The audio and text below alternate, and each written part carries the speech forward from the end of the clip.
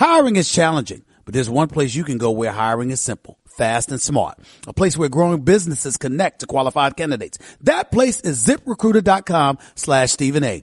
ZipRecruiter sends your job to over 100 of the web's leading job boards, but they don't stop there.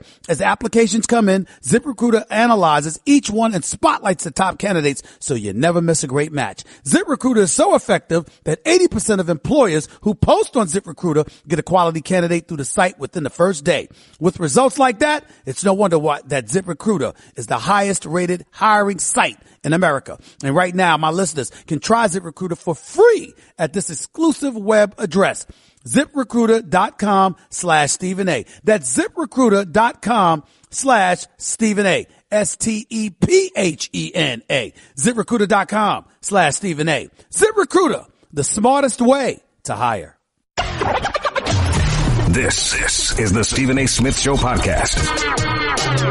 I'm Stephen A. Everybody, welcome to the latest edition of the Stephen A. Smith Show. Coming at you, as I love to do every weekday over the airwaves of ESPN Radio, 250 plus markets across the United States of America, plus ESPN Radio on Sirius XM. Channel 80. Number to call up as always is 888-SAY-ESPN. That's 888-729-3776. Ladies and gentlemen, I got some news. I got some news for you. Are you ready for this? Are you sitting down? Because the unthinkable is happening. The unthinkable has the potential to transpire before our very eyes. If we blink, we might miss it. If we fall asleep, we might wake up thinking we're a bit delusional, like we're hallucinating or something. Ladies and gentlemen, stop the presses. Stop the presses. Brace yourself for what I'm about to say to you because it is incredibly important. It matters. It means everything. And you know what that is? The New York Knicks actually have a chance of being relevant. I mean, can you believe it? Can you believe it? Because I got news for you. When news came down, according to some insiders out there, that the Boston Celtics and Danny Ainge may indeed entertain talks to move Kyrie Irving. You know what I was thinking about, right? I was thinking about the New York Knicks. That's what I was thinking about. I don't know about everybody else, but I know what the hell I was thinking about. Tell you that right now. Kyrie Irving approaching the last year of his contract. This brother scheduled to make $20 million, $99,000 next season before opting out, looking for a max deal. By the way, Nuno, Kat, John, I'm sorry. Correct me if I'm wrong. Didn't I report this weeks ago? Didn't I report this days ago that Danny Ainge and the Boston Celtics would think about moving Kyrie Irving? I mean, far be it for that to matter. Because after all, I'm hosting First Take and I'm hosting radio. And God forbid that everybody under the sun who always calls me for interviews throughout the country, I mean, far be it for me to expect that somebody would actually pick up a quote. Pick up a quote about something that I said that's relevant to the industry instead of trying to do other things to me, but that's neither here nor there. I'll get to that in a minute. The thing about it is that Kyrie Irving and the mere potential of him being traded all of a sudden puts the New York Knicks in the mix. For those of you who don't know what's been going on, the LeBron James sweepstakes are in full effect. The Boston Celtics are going to be one of the teams they actually listen to if it comes to that. Boston has youth. Boston has talent. Boston has various other assets as it pertains to draft picks and beyond to make a deal happen that LeBron James could land in Boston. Do I see it happening? Absolutely not. Could it happen? Is it impossible? No, it is not impossible. And even though LA and Philly and Cleveland and Miami and even the Clippers are expected to be in the mix, everybody knows that if you are LeBron James, the Los Angeles Lakers are considered to be the number one option as your destination spot. But other teams are not giving up. And if you are Boston, you got to move in a different direction. Terry Rozier and Marcus Smart have elevated their level of play. As a result of elevating their level of play, combined with the fact that you got Gordon Hayward returning, you got Jaylen Brown and Jason Tatum there along with Al Horford. If you're Danny Ainge, you're thinking about making a move. And that move that you're thinking about making may very well involve Kyrie. And why is Kyrie relevant to the New York Knicks? Because, ladies and gentlemen, he was on their short list. The Knicks were on his short list when he told Dan Gilbert, the owner for the Cleveland Cavaliers, that he wanted to be traded last summer. The New York Knicks didn't have enough to give him. They didn't have enough assets. And because they didn't have enough assets, that's why they weren't going to be a part of that mix. But Kyrie Irving, I'm here to tell you, as the person who interviewed him, as the person who he showed up on and sat in for 2 hours. The only interview he did at that time, by the way, Kyrie Irving specifically told me the New York Knicks were on his list. They were definitely a team he was interested as a landing spot. And why is this big news, ladies and gentlemen? It's very simple. When the hell is anybody ever interested in the Knicks? That's why it's big news. I mean, if you Tim Hardaway and you're lucky that people remember your name and suddenly the Knicks give you $71 million, you don't mind going to the Knicks. You Kristaps Porzingis, you don't have a choice. They drafted you. But anybody else worth their salt, let's just say the New York Knicks have not been on their high list of priorities. And if Kyrie Irving ends up saying this is a place where he wants to be, and the Knicks have a snowball's chance in hell of getting him, ladies and gentlemen, that in and of itself is a cause for celebration. Because that's how desolate and demoralizing this situation with the Knicks has been for so many years. This is where we are. This is what we have to think about. This is what we must consider as we move forward. Nothing's a foregone conclusion. I'm not saying it's going to happen. I'm saying it's a beautiful thing. If Kyrie, forgive me, ladies and gentlemen, if I want to start off my show with my fantasy. I mean, everybody knows nobody in the NBA needs LeBron James more than the New York Knicks. Not even Cleveland. You had him for 11 years. You had him for the last 4. He delivered a championship for you in 4 straight trips to the NBA Finals. The Knicks haven't been to the finals since 1999. They haven't won a championship since 1973. And oh, by the way, they've never had a true superstar. Melo was a star. Patrick Ewing was a star. Bernard King was a star. Walt Clyde Frazier and Earl of Pearl Monroe were stars. I'm talking superstar. Knicks haven't had it. Never had it. You want to give me DeBusschere and Bradley and Willis Reed and Earl of Pearl Monroe and you know, Walt Clyde Frazier? Fine. I'm saying to you, they were devoid of a superstar. They've never had it. LeBron James applies. Can't see him coming to New York, though, but I'll be proud of his deal if he at least gets the interview. In the case of Kyrie Irving, this is a brother that desperately wants his own franchise. He wants to be the face of a franchise. He wants to bring what he wants to bring to the table. He wants to be recognized as that franchise player. And he don't mind the challenge. My question about Kyrie Irving would be his knees.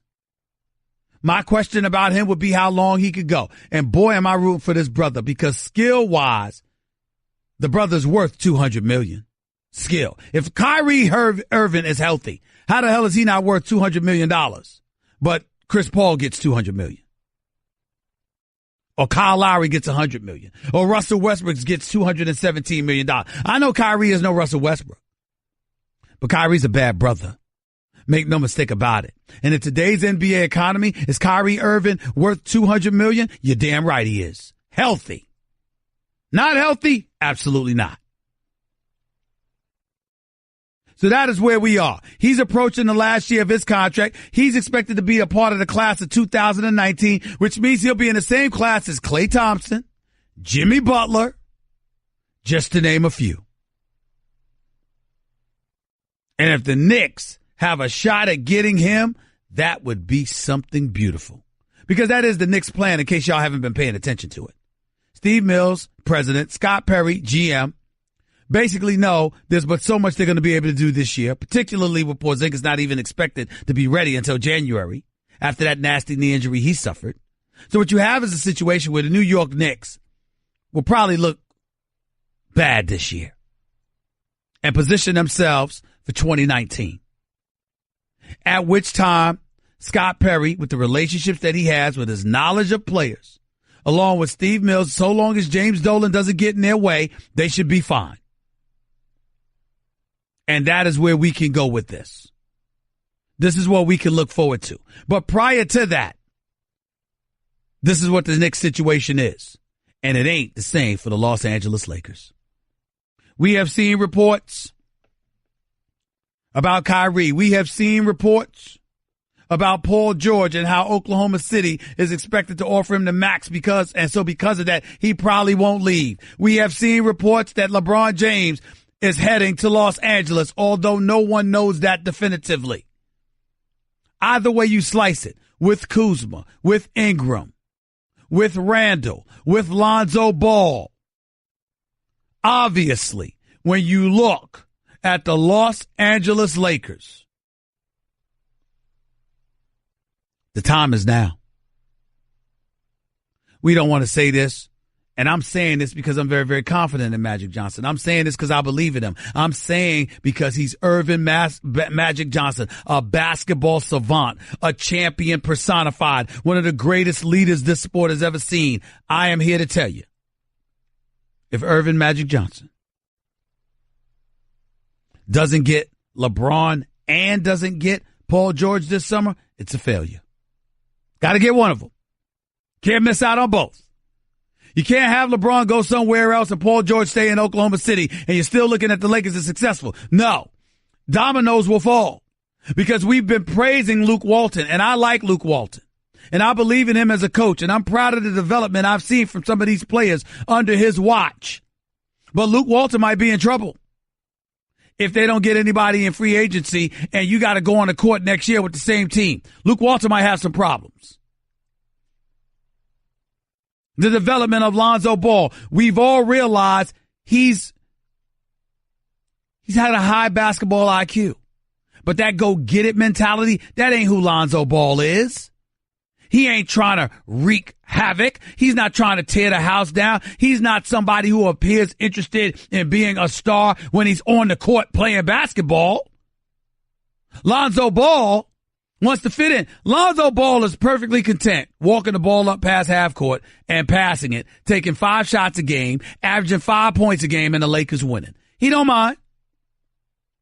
Now, do I want to see that from the number 2 overall pick? Absolutely not. I want to see more. But I won't deny the fact that he is unselfish. He is selfless. He does work hard. And he does have a high basketball IQ. He defends. He's got good size on him. He can develop. The jury is still out on him, but I believe in him. And because I believe in him, I'm here to tell you. When you look at the Los Angeles Lakers, you don't want to go another season with just the young troops, with Brook Lopez as your center. You don't want to do that, Magic Johnson. You got to get one of these brothers, preferably LeBron. But if you don't get LeBron, you better get Paul George, and the preference would be that you get both of them. Because I don't know if Klay's going to leave Golden State in 2019. I don't know if Jimmy Butler, if you're going to even want Jimmy Butler in 2019. Danny Ainge, a year to figure out what he wants to do with Kyrie Irving. Why would he help the Lakers? Boston's got 17 titles. Lakers 16. Why would he help the Lakers? So all of these things are things to consider, pay attention to, and recognize this might not be the way to go. Might not be the way to go.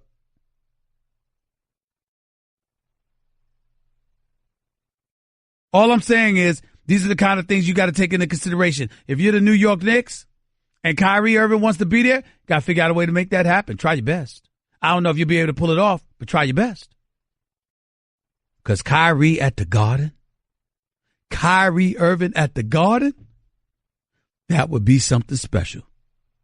It really, really would. New Jersey native with roots in the Bronx, because of his daddy. I got to tell you, Mitchell Projects and the whole, oh, please, come on now. Kyrie Irving at the Garden, I'd love it. LeBron in L.A., I'd love that too.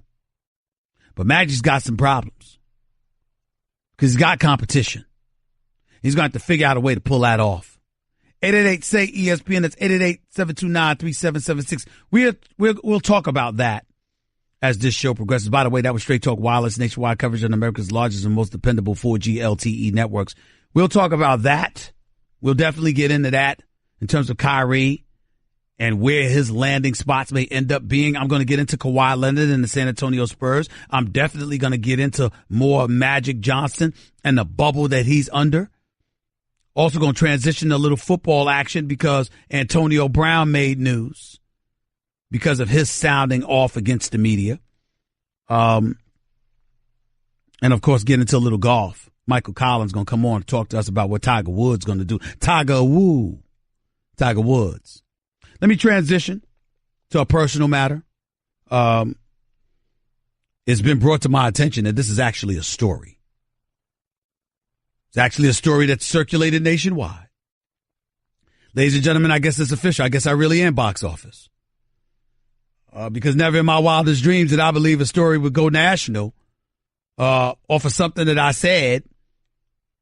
And especially since I said it like 8 months ago. I mean, you don't expect to come into the office every day and hear about a quote that you gave in October. But nevertheless, that's where we are. In the aftermath of Snoop Dogg appearing on my television show, First Take on ESPN every weekday from 10 a.m. to noon, he and Magic Johnson showed up. And in the aftermath of that, Snoop has his own show on the internet. He's been a guest on First Take on many, many occasions, not to mention Sports Center. And he asked me to come on. And me personally, ladies and gentlemen, I have a very, very simple philosophy. You do for me, I'm going to try to do for you. Snoop Dogg, anytime I've asked him to come on, he's made himself available. Snoop Dogg came on at 7 a.m. L.A. time. Walked in the studio at 7 a.m. for yours truly. So when he asked me to come on the show, not a problem at all. He's interviewed candidates. He's interviewed Larry King. He's interviewed various other folks. Asked me to come to the compound. I thought that was a studio. It really, really was a compound. And he couldn't have been more hospitable. He asked me various questions about my career and what have you. And then we went to a quick rapid fire question. And he said, what's your preference? Hot or cold? He said, burgers or tacos? And then he used the word referring to a woman's cleavage or a woman's backside. What do you prefer? I answered the question. Unfortunately for myself, I answered the question like I always ask every question. Very, very honestly and matter-of-factly. Not thinking anything of it. Evidently, it's a big deal. USA Today's writing about it. Lord knows what other publications. It's all over it's going viral. It's everywhere. I guess it's appropriate to apologize. And the reason why I say that is because of the attention it's brought to my employers, obviously for the wrong reasons. And I have to own that. Now, I don't want to come across as sounding nonchalant or anything. I'm just being honest to you. I've always answered the question the same way. And I've been answering the question the same way since I've been in this business, over 25 years. Angelo Cataldi in Philadelphia, Michael Kay in New York, various other interviews throughout the country because I've been interviewed by practically everybody. And anytime I've been asked that specific question, I've literally given the same answer. I gave the same answer 8 months ago.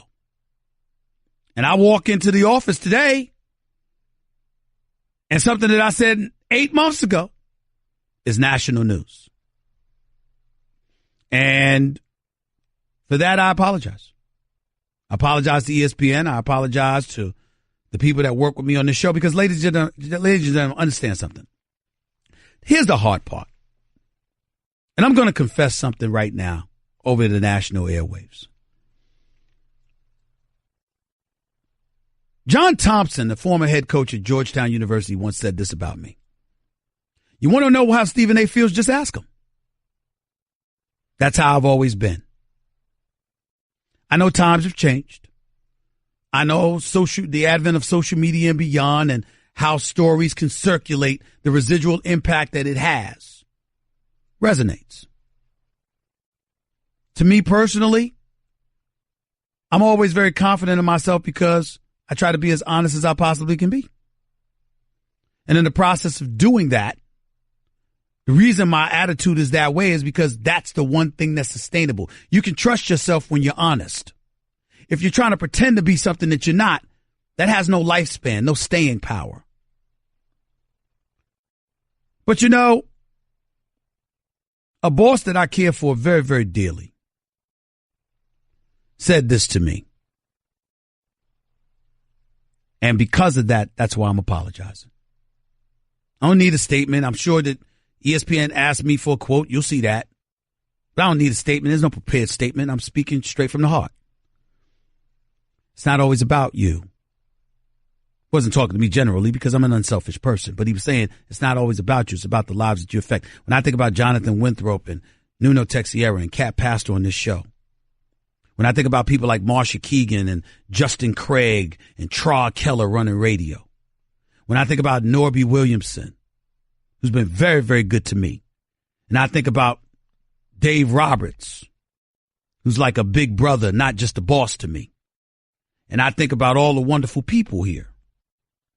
If I get in trouble, it's a stain on the people that work with you because it's not just about you. It's about them too. And so when it's put to me that way, I have no problem apologizing. I really, really don't. Because I don't want to hurt anybody else. I didn't think I was doing that. I honestly didn't. But guess what? You know better. Sometimes you learn better. When you learn better, that means you know better. And when you know better, you ultimately do better. Unless you're an idiot. And I'm no idiot. I talk live on the airwaves, 2 hours a day on television. I talk another 2 hours live on radio. There is no delay, ladies and gentlemen. What you hear is what you get. There's no safety net for me. Most of the time, obviously, I don't say the wrong things.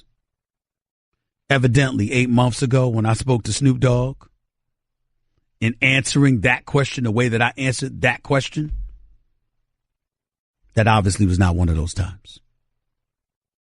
Lesson learned. And that's really all I have to say about it. My apologies. 888-SAY-ESPN. That's 888-729-3776. You're listening live to the Stephen A. Smith Show, ESPN Radio. Craving even more of Stephen A? Him of all people. For around-the-clock access to the man? I'm Stephen A. You can follow him on Twitter and Instagram at Stephen A. Smith and on Facebook at Stephen A.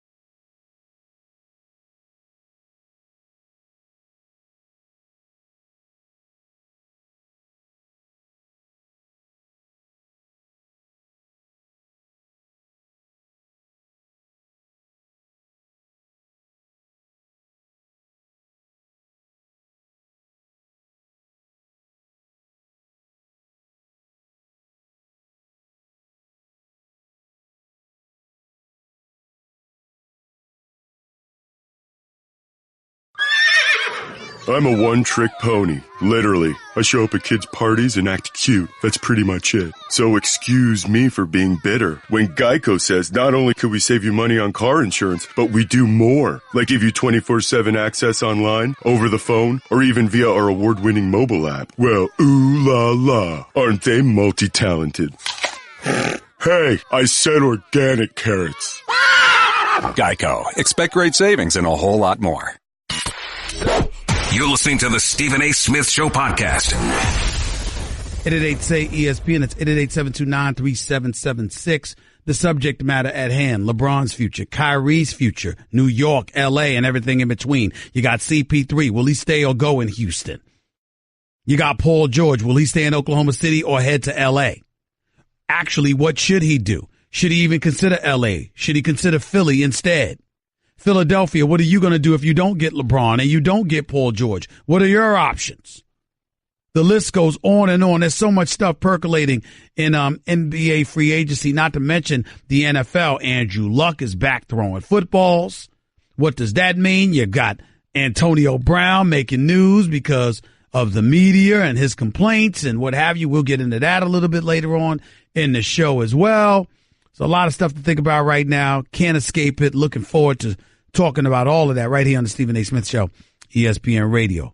Right now, let's get back to it. Let's get to DJ in Staten Island. You're live with Stephen A. What's up, DJ? Hey, Steve. How you been, man? I'm all right. Thank you for calling. What's up? Okay, man. Confirming about this Kyrie to New York situation.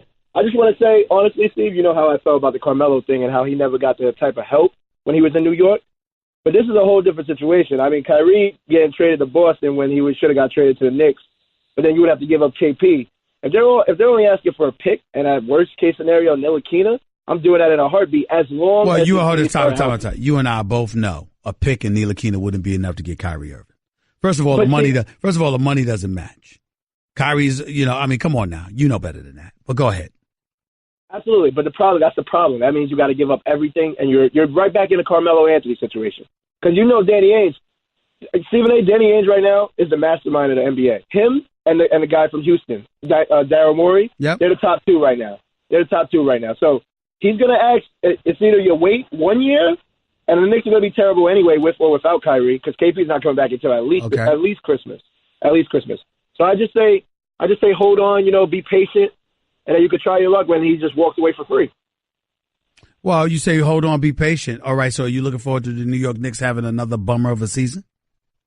Well, Stephen A., look, I'm 26. You're way, way older than me. My entire life, the Knicks have been terrible. So I can hold on one more year. Okay. I appreciate the call. Appreciate the sentiment as well. Not a bad one. Let's go to Arthur and Cali. You're live with Stephen A. What's up, Arthur? Hey, what's up, Stephen A.? Hold on, stop right there. What do you sound like? You're a kid of Barry White or something? I need you to get more bass in your voice, talk a little bit louder, because the national audience is listening to you, and you don't need to be mumbling. Go ahead, speak up. You're right. My bad. I just stepped away from my desk. First of all, big pleasure being on the show, Stephen. I appreciate you. Thank you. Second, man, a huge Lakers fan, huge Kobe fan. I just want to make it very clear that I honestly do not want LeBron anywhere near here. Why is that? Why you don't want LeBron in L.A.? Why not? Steven, 6 finals losses, 2 sweeps, meltdown against the Cavs, got smacked by the Spurs, worst final loss ever. He's never won a title without 2 20-plus scores. 2 of them. He needs 2 20-plus scores to even taste the championship ring. He's going to come here. He's going to, I don't know. He's just hard to play with. People don't find their roles when they play. Stop right there. My brother, you haven't made the playoffs in 5 years.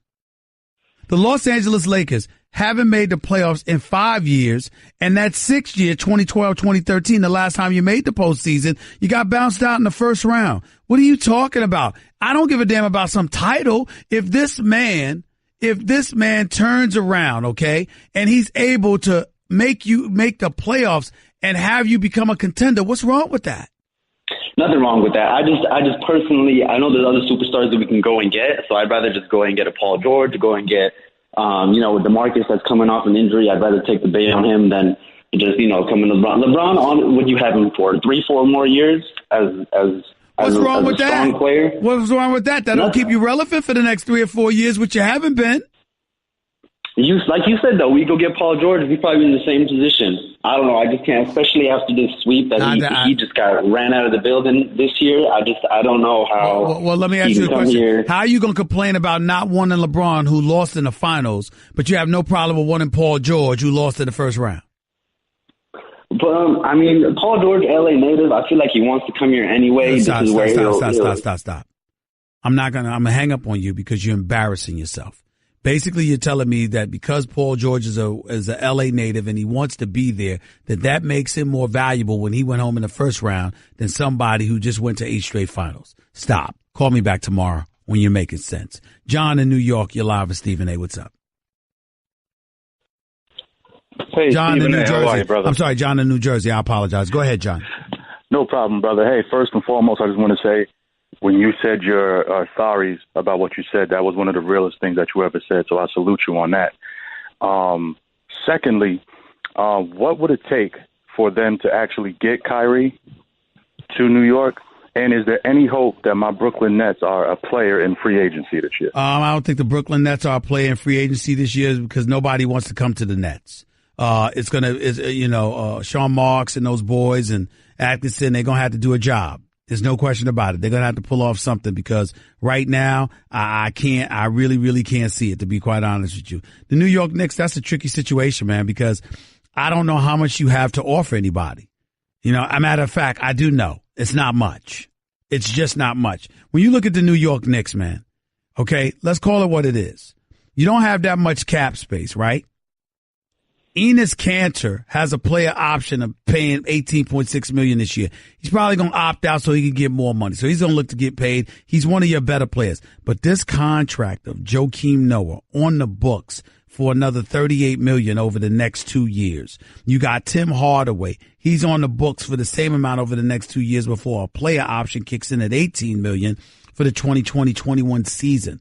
You look at Courtney Lee. He's still owed $25 million. You got to pay Porzingis, all right? And you got guys on here, Kyle O'Quinn, Ntilikina.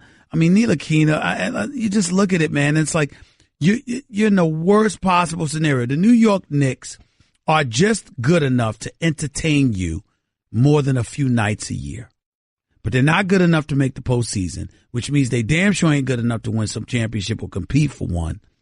And I just don't know. You got to pull off a 3-team deal, basically, and I don't see how they're going to do it. I think the summer of 2019, when they're expected to have a boatload of cap space, I think that's when the New York Knicks are going to be in a better position, not this summer. Thank you for the call. 888-SAY-ESPN. It's 888-729-3776. We'll continue talking about NBA free agency before we transition to some golf, not to mention the NFL involving Andrew Luck, Antonio Brown, Le'Veon Bell, and the crew. Stick around. Don't touch that dial. You're listening live to Stephen A. on ESPN Radio.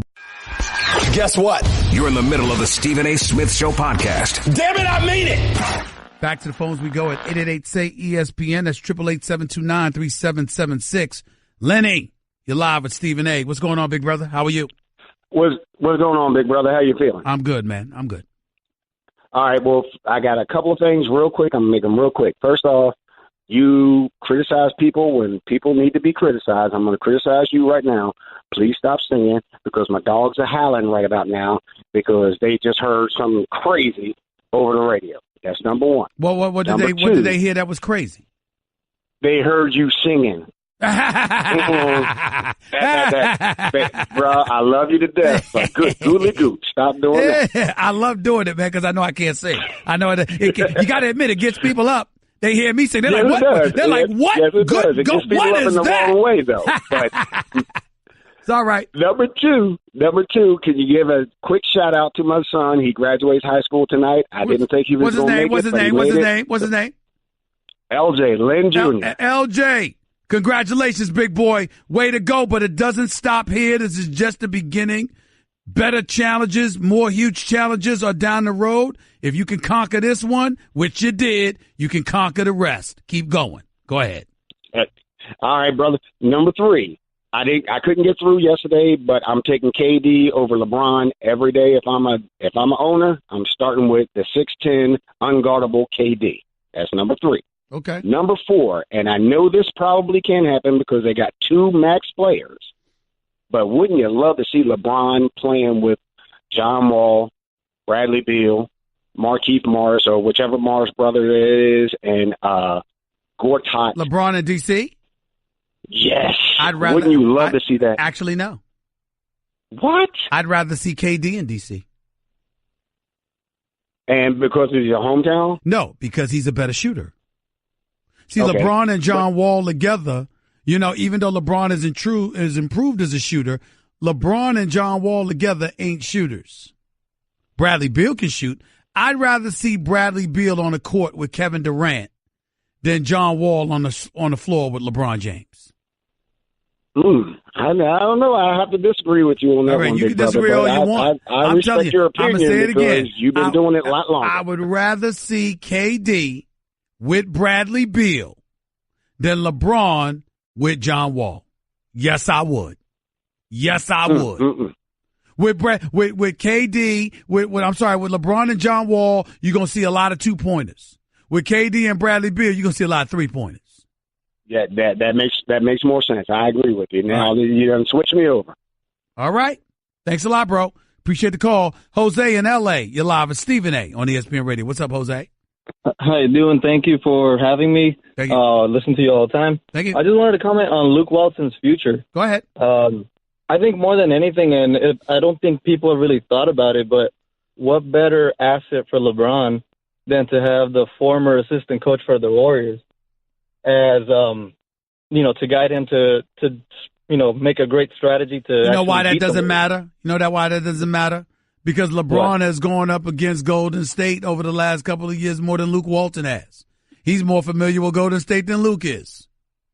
And I think that I don't think coaching makes much of a difference in that series. I'm talking about, I don't think that makes much of a difference. I don't think that should have as much of an impact. Luke Walton and helping LeBron figure out Golden State. You know what LeBron needs to figure out Golden State? More talent around him. That's what he needs. Okay. True that. Well, I just wanted to make that comment. But, all right. Thank you.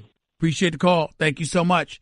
Let's go to Paul in Houston. You're live with Stephen A. Talk to me, Paul. Stephen A., how's it going, man? How Big are you, fan man? of the show. Thank you, man. Go ahead.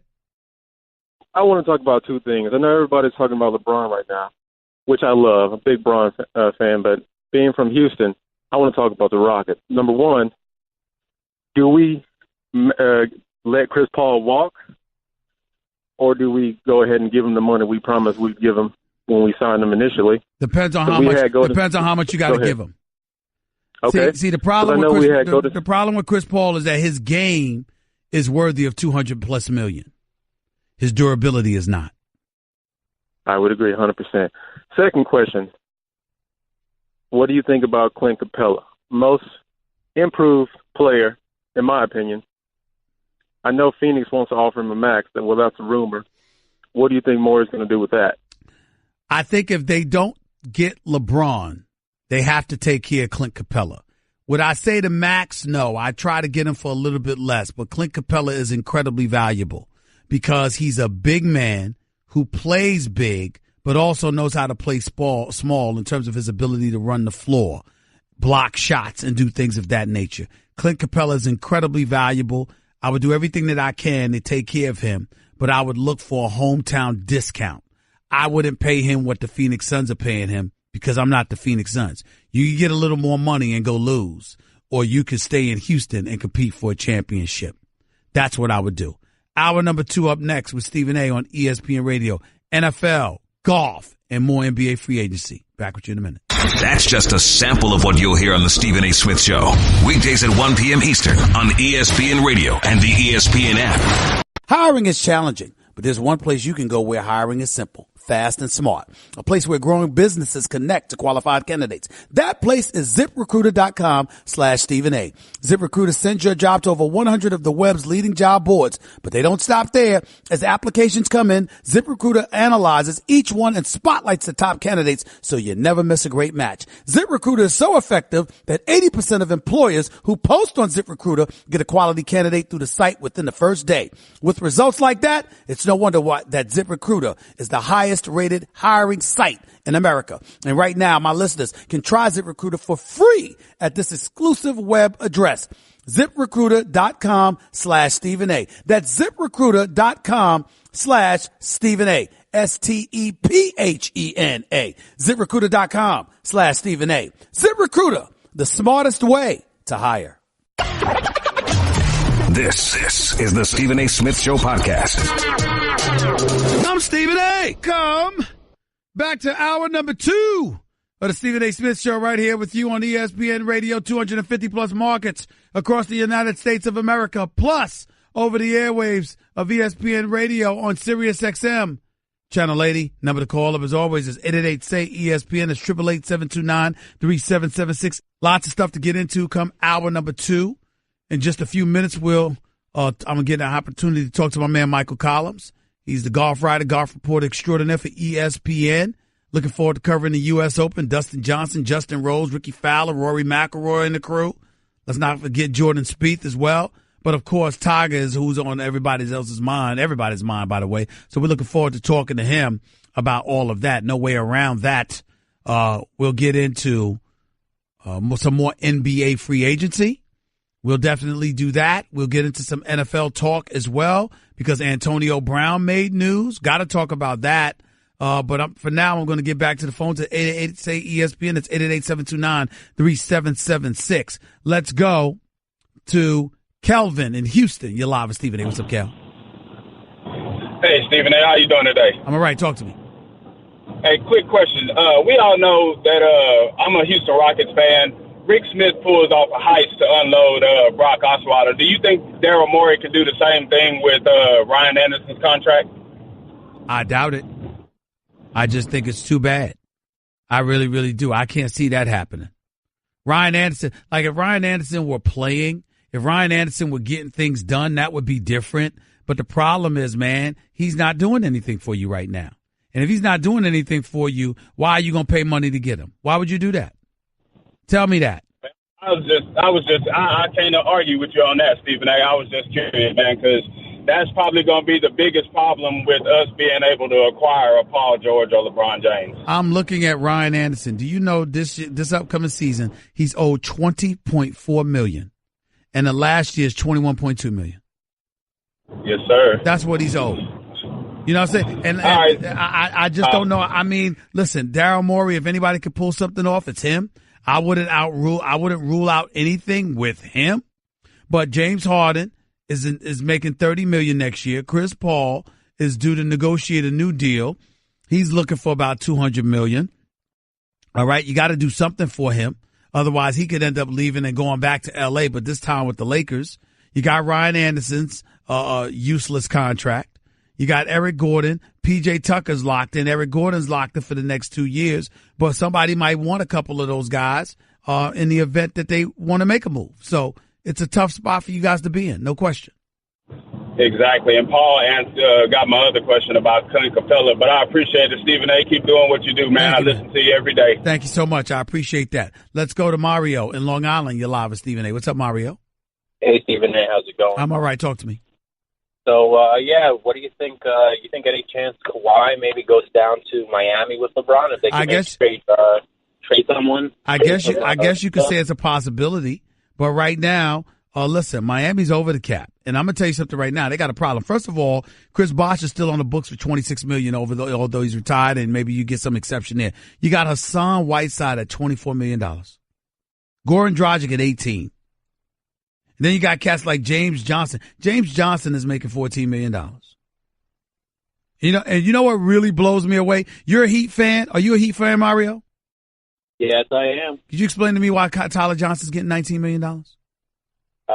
Can you explain it to me? I can't. I mean, Andy Ellsberg is an astute basketball mind, and Riles is first class all the way. He's the winner within. But I don't understand why Tyler Johnson's getting paid $19 million any more than I understood why George Hill is in Cleveland getting $19 million. I don't get it. I don't understand it. See, these are the kind of things that'll make somebody like Kyrie and others sick to their stomach. When you got cats like this getting paid $19 million. I'm not saying they don't belong in the NBA or anything like that, but $19 million? $19 million? I don't understand that. I really don't. Appreciate the call, man. John in Pasadena, you're live with Stephen A. What's up? Yeah, what's going on, man? Thanks for having me on. I had one thing. I want to say something about the emotional Laker fans. They keep saying that they don't want LeBron James here. I don't know what's going through their mind. I think they're just came accustomed to losing. And I feel like LeBron becoming a Laker will just put us in contingency to be able to develop our players while winning. The second thing, if we weren't if we weren't able to get like a Paul George and just land a LeBron James, do you think Tyreek Evans would be a good fit over at the Lakers? Kyrie would be a great fit if he's healthy. Kyrie would fit almost anywhere if he's healthy. Tyreek Evans? Oh, you said Tyreek Evans. I apologize. I didn't realize you were talking about Tyreek Evans. This is the thing. Tyreek Evans got better this year. There's no question about that. I'll give credit where credit is due, but I will tell you this. When I think about him right now, you know where my reservation lies? Can I trust that jump shot? Can I trust his jump shot? Because he needs to be able to shoot from the perimeter in order to be effective. He's not going to be effective without it, man. He's just not. Well, he averaged like 19 points? Yes, he did. Yes, he did. He can play too. No question about it. But I'm just saying, that's how I look at it. When I see him, that's how I look at it. I got to be able to trust. Listen, the bottom line is this. He needs to get paid. Only made $3 million last season. He needs to get paid. He's somebody that you want to add to your squad. There is no doubt about that. That is true. But the flip side to it is that you talk about Tyreek Evans. I just need to see more. I really, really do. I need to see more, and I need to see him be more consistent. You know, the Memphis Grizzlies last year, I mean, you know, yeah, you could talk about what he averaged, but they were 22 and 60. What did they really, really do? Yeah, but and he only played 52 games. You forgot that? See, I feel like if the Lakers, you know, we hit our free throws and do better on the rebounds, we'll win more next year. So we add a few pieces to the puzzle, we'll be able to do something. Okay. I don't see it that way. I don't think Tyreek Evans makes a difference unless you have some star that arrives. I don't think he makes a difference on his own. I just don't see it. But I appreciate the call. Thank you. Kevin in Jersey, you're live with Stephen A. Talk to me. Stephen A., good afternoon. What's going on? Real quick. One, to the people out there, stop comparing LeBron James to Michael Jordan. It's making me sick. Okay. Absolutely making me sick. Stop. Thank you. Thank you very much. Go ahead. The second thing is, I want you to tell me, why do you feel that LeBron James is a better all-around player than Kevin Durant? Because I respectfully disagree with you, Stephen A. Well, I think that when you look at LeBron James over the course of 82 games, Kevin Durant, here's what I would say to you. They have two different games. LeBron James' game is a power game. Kevin Durant obviously is more finesse because of his slight physique, not to mention the fact that he's an elite shooter. He shoots long range, he can handle the rock, whatever. He just started really defending to the level that he's defending now. He deserves credit for that. But here's what I would tell you.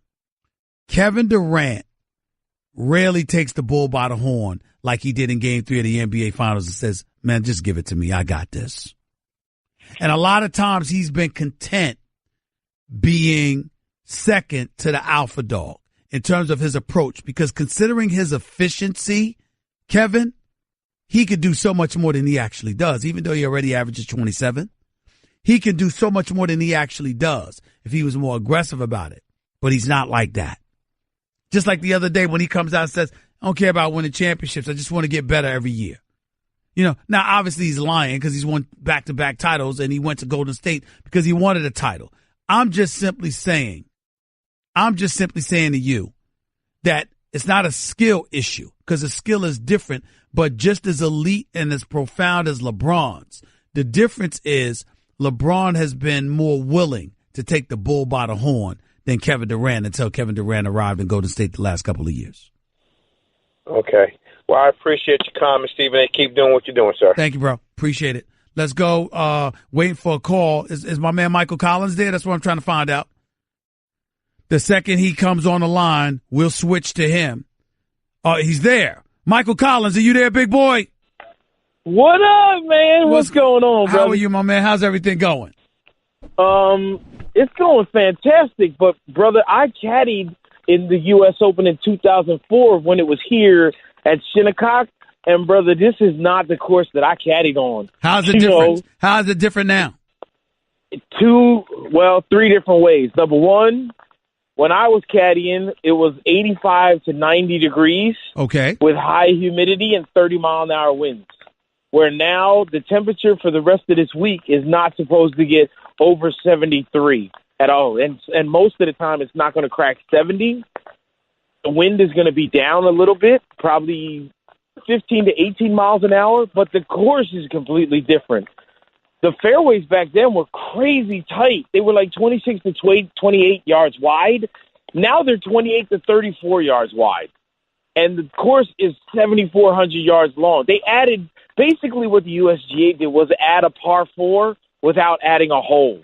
It's 450 yards longer than what it was before, but because of this weather and because of the temperature, it's playing crazy long. Okay. It's not going to be firm and fast. Okay, so with that being said, who does this work best for, and who does it work against?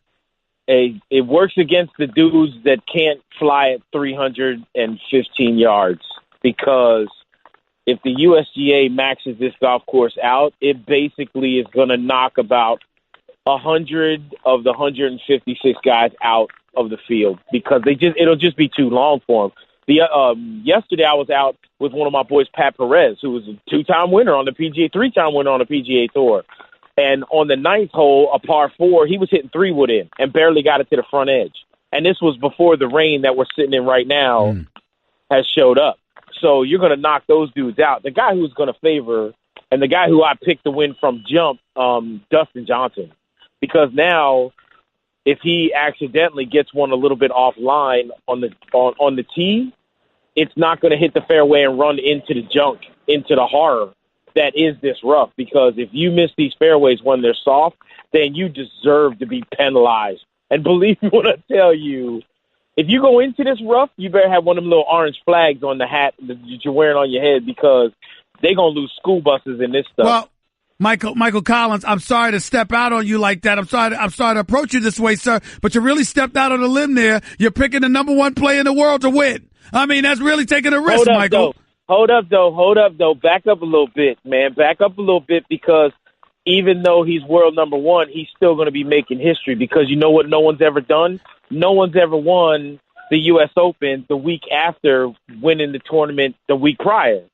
So no one's ever won the week before and then won the U.S. Open, ever. It's never been done before. And why do you think that's the case? And why is that the case? What do they tie it? They tie it from swinging the golf club? Is that what it is?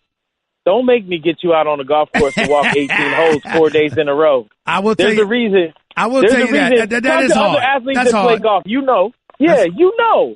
Other athletes all the time in other sports, baseball players, NFL players especially. I love when NFL guys play in a 4-day pro-am and they have to walk off 4 days, and by the 3rd day they're like, yo, I don't know how them dudes do it. And it's like, bro, you played in a Super Bowl, how come your shirt untucked and you all sweaty looking beat up?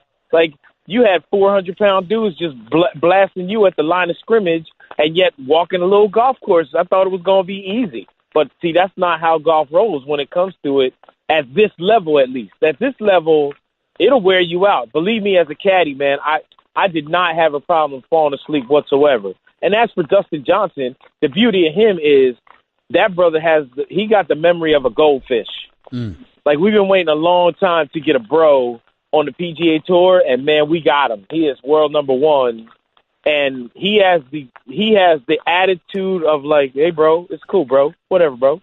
Like, he could care less. Well, the saunter that he has on the course is just, I love it. Let me ask you this question. Whatever happened to Rory McIlroy? I mean, listen, you've got him placed 4th, all right? When you talk about the top players in the world, you've got him at 4th. He missed the cut at the Players' Championship. He finished 2nd in the European Tour, though, 8th at the Memorial. I'm wondering, there was a time when we were talking about Rory McIlroy, and we were talking about him as the best in the world, not imagining that anybody else would be there. What happened? You know what? And there was a time that we were saying if everybody brought their A game to the table, Rory's A game was better than everybody else's.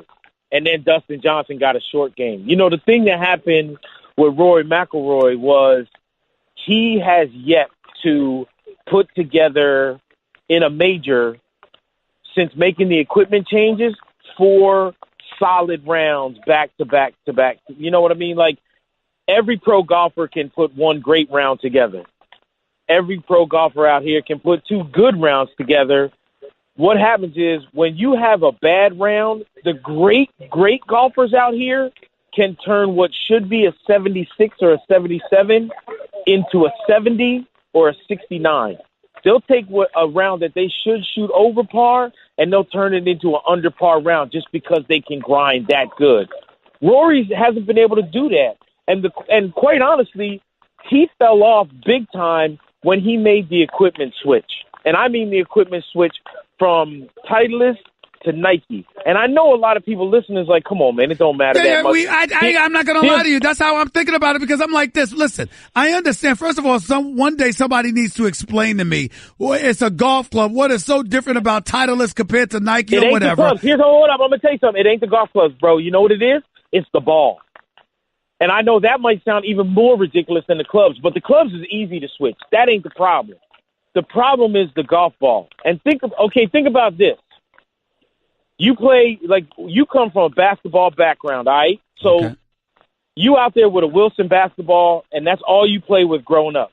Wilson, right?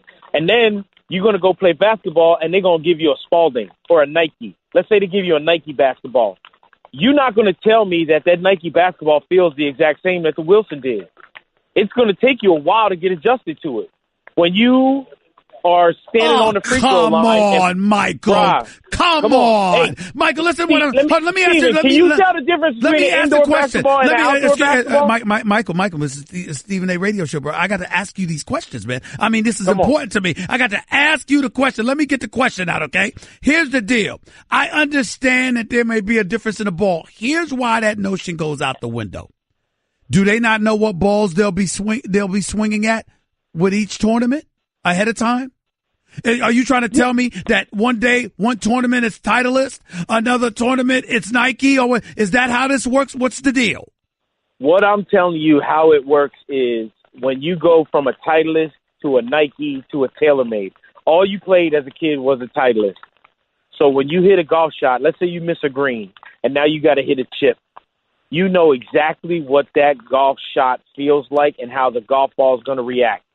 The problem is when you change golf ball companies, then what felt perfect to you doesn't react the way that you expected. And now what happens is you don't have trust in your field. And when you don't have trust in your field, guess what? You're getting your behind whooped by a whole bunch of people, because this game at this level is all confidence. It's free throw. All right. So with that being said, what should we expect from Tiger? Because he sounds okay, but I mean, once upon a time, second place sucks. That was his quote. Now he finishes in 8th, 10th, 20th, whatever the hell it is. And you know what? I'm getting better. I'm feeling good. What is up? Hold up, man. This is where we, the public, the fans, and even the media, this is where we have the memory of a goldfish. This is only Tiger's 11th start since he had back fusion surgery. All right? Now, if we was talking about somebody like Paul Casey or Adam Scott or Jordan Spieth, if Jordan Spieth had back fusion surgery and this was only his 11th start, there's no way we would be like, man, we're disappointed. Jordan Spieth has only been finishing in the top 20. We can't believe he's just barely making a cut on the number and then making a run. But because it's Tiger, the man who puts on the Superman suit with the black and the red on Sunday, we think, hey, this is Tiger Woods from 2000. He's just going to come out here, and as soon as he steps on the tee, it's game on. It don't work like that. It don't work like that. Damn it, Michael, based on what you're saying, what can we hope to expect from Tiger? I mean, my God, the way you sound, listen, if Tiger finishes in the top 10, we should be thankful that we got to watch him and he competed. That seems to be what you're saying. Yes, you're damn right. That's exactly right. And I got him on that list that I did of ranking all the players from 1 to 156. I got Tiger finishing 26. And I think that might be a little bit high. Because as good as everybody's going to say that Tiger looked in practice, Tiger got a nickname for himself. It's called Ranger Rick. And the guy who's on the driving range, not necessarily the dude who can take it onto the golf course. Ranger, did you just say Ranger Rick? That is so corny. That is so corny. No wonder why he's struggling. I mean, my God, who the hell comes up with that Ranger Rick? Come on, Ranger Michael. Rick you know what? He makes fun of himself because he knows he can go out there and absolutely tattoo it on the driving range and not miss a shot. But then what happens to Ranger Rick when they get on the golf course? Like, that's when you can't simulate pressure. There's no way to simulate that in practice, which is why, like, during practice at the Masters, everybody's like, Tiger's, he's on like Donkey Kong. And he gets on the first tee, snap hook in the tree. Wait, where was that? So, Michael Collins, basically, you're not expecting anything from Tiger. I mean, anything that really of any real consequence. You got to finish at 26, and it could be worse. Make the cut. That's it. Yeah. Hey, listen, out of 156 dudes at a major championship, I understand our expectations for Tiger are unrealistic. And, bro, what do me and you do? 26 real, right? 26 is a little bit less. I mean, come on. You know what, Michael? There's 156 reporters, all right, in the world. I got you ranked 26. How you going to feel about that? I feel like I need to get back in front of my computer and take some typing classes. But there we go. You're talking about a dude that failed high school English and still types with two fingers. I'll take 26. I'm cool with that. Am I getting closer to the medal stand? Look, if you tell me I'm 26 this year and that next year I'm going to be in contention to win, what you going to say, no? My man, I'm very, very disappointed in you. I got you in top 10. I'm very disappointed in you, Michael. I don't even know what to say to you right now. I think you need to see a psychologist and get your confidence level up. I mean, my goodness. Before I let you get on out of here, Michael Collins, by the way, our golf analyst extraordinaire, hosting the Maddie and the Caddy podcast with new episodes every Tuesday. Listen on the ESPN app or on Apple Podcasts. 6-time runner-up, Phil Mickelson. Any chance he turns back the clock and gets his career Grand Slam by winning his first U.S. Open? Yeah, no chance whatsoever. No chance. Zero. No chance. It's just like, look, man, Phil, how many times did Phil have a chance to be world number one and Tiger wasn't even around? This is just something that he wants too bad. And when someone like Phil wants it too bad and tries too hard, it's disastrous. It just don't happen. Michael, dear Abby Collins. Michael, dear Abby Collins. Wow. That's unbelievable. I mean, just psychoanalysis right there, right? He wants it too bad. That's the reason. The swing, his putt game, his game, you know, it doesn't matter. You know, his game off the tee. Oh, no, that's not the reason. He wants it too bad. Michael, dear Abby Collins. That's what I'm calling you right now. Michael, dear Abby Collins. I'm just telling the truth, man. Golf is one of those games where sometimes the harder that you try, the worse that it gets. And New York loves Phil, and Phil loves New York. He loves putting on a show. But that also means then sometimes he makes some really dumb decisions. All right. And he tries to go for some things he ain't need to go for. All right. It ain't like basketball and Steph Curry just throwing it up, you know, at half court and getting that splash when you got to get that splash. Like, Phil don't do that when it comes to the U.S. Open. Michael, and now it's the one that he needs. Hey, Michael Collins, I got to go. You know what a commercial break is, so I got to get on out of here. But I appreciate None of us do this for free, yo. I appreciate it, Michael, dear Abby Collins. I really appreciate it. Dear Abby, taking the time, giving your psychoanalysis on these golfers. All right, I appreciate you, bro. Thank you so much. When I get you on the golf course, you're going to see. All right. I'm going to come out there this summer. Just so I can watch Steph Curry laugh at you, too. I'll make sure I do that. Appreciate you, bro. Thanks so much. 888-SAY-ESPN. It's 888-729-3776. Thanks again. And our great golf reporter, Michael Collins. He's hilarious. I love the brother. He's really good people, by the way. More to Stephen A. Smith Show. Back to NBA free agency. And, of course, Antonio Brown of the Pittsburgh Steelers making news. Pretty much for the wrong reasons. We'll discuss that and then some in a minute. You're listening live to the Stephen A. Smith Show, ESPN Radio. Everyone in the neighborhood knew about Bobby. Bobby, the basketball boy, they called him. Bobby wanted to go pro someday, so he was always out in the driveway shooting hoops. But one day, his mom came out and told him, "Hey, your wife wants you to take out the trash?" His mom was visiting, and Bobby was a grown man. He had kind of missed his window. Plus, no one had ever seen him actually make a basket. But on the other hand, Bobby had heard how Geico could save him money on car insurance, so he switched and saved. So it was all good. You're listening to the Stephen A. Smith Show podcast. Let's go to Danny in Dallas. You're live with Stephen A. What's up, Danny? Danny, you're live on the air. Go ahead. Hey, Hey, this is Danny. It's Stephen A. First time caller. Love your show, man. I was calling because LeBron, high probability, is going to L.A. But what do you think about, instead of Paul George, Chris Paul going along with him? Because remember Chris a few Paul years going ago, along he was with supposed who? to go to Chris Paul going along with whom? with LeBron To where? to L.A. It would be nice. But then that means that the end has arrived, or at least a relegated role has arrived for Lonzo Ball, the number 2 overall pick. Obviously you do that in a heartbeat if you had an opportunity to replace him with Chris Paul. But I think listen, by all indications, Chris Paul has given me every reason to believe he's incredibly happy in Houston. But he and LeBron are very tight. They talk practically every day. The godfathers to each other's children. I mean, it's a big deal. So in that regard, I can't say that, but I can tell you that Chris Paul, every indication he's given me is that he loves Houston. He loves being a part of that team. We'll see what happens.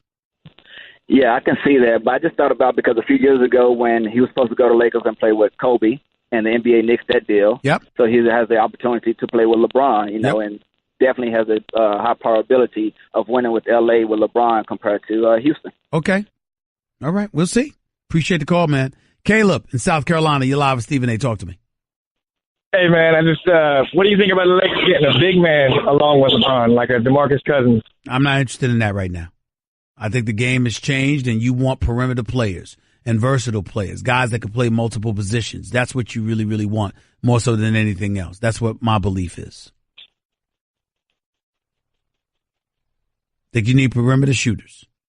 If it's a big man that could play outside, if you're talking to Karl Anthony Towns, I know that everybody talks about Boogie Cousins, and he can definitely hit some threes, no doubt about it. But he doesn't play that above the rim. He's not a defensive stalwart. I know you look at Brook Lopez. He's certainly an upgrade from Brook Lopez, and I'm not trying to say to ignore him, but it would not be a priority for me to acquire Boogie Cousins if I'm the Los Angeles Lakers.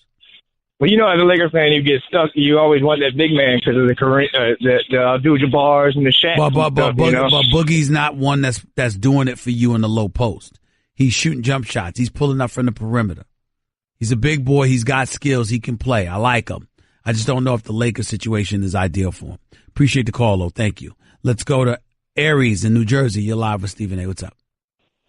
What's going on, Stephen? First-time caller. Love the show. Keep up the great work, man. Thank you. Go ahead. Quick question. What about LeBron going to the Thunder, since everyone is expecting George to go to LA? LeBron will never go to OKC. That won't happen.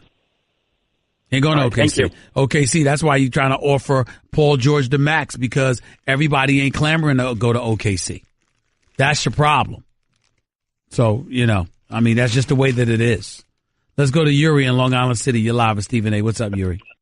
Yeah, I just have 3 quick questions. Go ahead. I just wanted to know, with Dave Fizdale now being in place as the head coach, do you realistically see Kyrie coming next year? Kyrie coming where? Kyrie coming where? To New York. Realistically, I don't see it happening. I mean, I think you got competitors, but it's possible because they were on his short list. Yeah. And then with my second and third question, do you realistically see the Knicks moving up in the draft to draft Michael Porter Jr.? And if not, no. I like Miles Porter at the 9th pick. I wanted to know what would you do with the 9th pick? Me, I'm praying Trae Young will land to them. That's what I'm praying for. I'm praying that Trae Young will land to the New York Knicks so they can grab him with the 9th spot. Trae Young or Sexton out of Alabama. One of those others. I'm not a Ntilikina fan. I'm praying that Trae Young or Sexton lands to New York at number 9. That's what I'm praying for. All right. Thank you. Thank you. Let's go to Albert in Palm Springs. You're live with Stephen A. What's up, Albert? Stephen A., big-time Clipper fan here. Thank you. Wanted to know if the Clippers would be smart to trade the 13th and 12th pick to move up in the top 5 or top 6 in the draft, and would that intrigue LeBron going to L.A. with Jerry West? All I've ever been told, now I know Jerry West is going to go for it all, but all I've ever been told is that LeBron James, if he went to L.A., it wouldn't be to play for the Clippers. He fully recognizes the fact that the Clippers are close to irrelevant in L.A. compared to the Lakers. It's not that they're irrelevant. It's just that the Lakers are a different animal, man. The Lakers are a different animal. Laker Nation out there in L.A. is something special. You know, and I think they would have more of a case. Not only that, LeBron James is incredibly tight with Chris Paul, and Chris Paul does not speak highly of Doc Rivers. Do you see any other big name player that'd be willing to go to LA to the Clippers? No. No. Yeah, that's always hard to hear. All right. I think they could build. I think they're going in the right direction.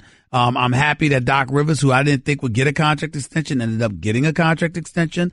All of those things are true. But their ability to acquire a big-time free agent, I haven't heard one single player on a free agent market that's thinking about going to the Clippers. To move up, would that be a smart move for them? It depends on who you can get. It depends on based on need and who you can get. And by the way, they're about to lose DeAndre Jordan too. So let's keep that in mind. He ain't gonna be there for long. So all of those things are things that you got to worry about right now. That's the issue that you got going on. All of that. Thank you, Stephen A. Thank you. I mean, ladies and gentlemen, keep in mind that DeAndre Jordan has a player option this summer. He's somebody that wanted to end up in Houston. And if Houston doesn't want to give Clint Capella the max and they let him escape to Houston for the max deal, who's to say what they'd be willing to do for DeAndre Jordan? They might be willing to do something with DeAndre. Let's not forget that he wants to end up in Houston. 888-SAY-ESPN. Back with your calls to close out the show in a minute. You're listening live to Stephen A. on ESPN Radio. Guess what? You're in the middle of the Stephen A. Smith Show podcast. Damn it, I mean it! Back to the phones we go at 888-SAY-ESPN. Russell in South Carolina, talk to me. Hey, Stephen A. Thanks for taking the call. Just wanted to chime in on what Michael Collins said about Rory McIlroy and the equipment changes. And you were absolutely right. What he failed to mention was that Rory won 2 majors with the Titleist golf ball. He also won 2 majors with the Nike golf ball. So, in my opinion, if you're a great player, you're going to figure out how to get the ball in the hole. And that's Rory's problem right now is he can't get the ball in the hole on a consistent basis. He also had the biggest Masters meltdown of all time, or one of them, with that Titleist golf ball. So it's not the golf ball. It's the head. Got it. Thanks for taking the call. Appreciate it. Thank you so much. Appreciate that very, very much. Speaking of head cases, Antonio Brown of the Pittsburgh Steelers. Did you hear what he had to say? When he was approached by reporters after skipping voluntary OTAs, listen to what happened. Listen to Antonio Brown talking to the media and expressing himself. And I'm constantly under the pressure. I can't go nowhere and work out by myself. Fans come meet me at the field. I can't do nothing normal. You guys write about me every day. My mom, my kids here. So we have to deal with these type of things, and I started to think to myself, am I really free? I can't really express myself in this game. I can't really tell you guys how I feel. You guys make the pressure to put pressure on me all the time. Am I really free? And I go to asking myself that in regards to taking away time from my kids and everything that's going on. So I had to get away to, free my mind. Antonio Brown, he made some valid points. You can feel encased. You can feel locked in. Like if you pass gas, if you spray perfume with folks, they'll accuse you of passing gas. It can get ridiculous. I would know. But I'll also say this. Antonio Brown, stop whining, bro. Good brother. Does a lot of great things in the community and beyond. Great guy. Great receiver. Fully worthy of that $72 million contract over 5 years that he signed a couple of years ago. But you're a pro. You're not an amateur. And the things that you did to get the contract, remember, you put yourself in the public eye. You got the Instagram and the Twitter and the Facebook accounts, and you tweet things not just on the field, but off the field, personal, not just professional. You invite the attention. You absolutely positively invite it. And if you're doing that, then obviously you're going to be scrutinized. See, somebody like me, ladies and gentlemen, because we had to start off the show with me addressing my situations. Let me be very, very clear. Everything I do is professional. I don't invite anything into my personal life. I am mad that I can't cuss people out. Personally, Jonathan and Nuno and Kat look at me like, oh, Lord, oh, my goodness. But, John, they know. If I had to pick, let me tell you something right now. Let me be very, very clear. I absolutely love and I'm honored to be a part of the ESPN family. But if there's one thing I lament, trust you me, my mouth is not Mickey Mouse. Oh, I will curse you out in a heartbeat. It actually, that's the one part about working on FCC airwaves that I lament. Oh, because trust you me, if it wasn't for FCC airwaves, you'd hear a different language coming out of my mouth. I'm just respectful and cognizant of the profession and the obligations that come along with it. But, oh, trust you me, I cuss people out in a heartbeat. Can't do that over FCC airwaves.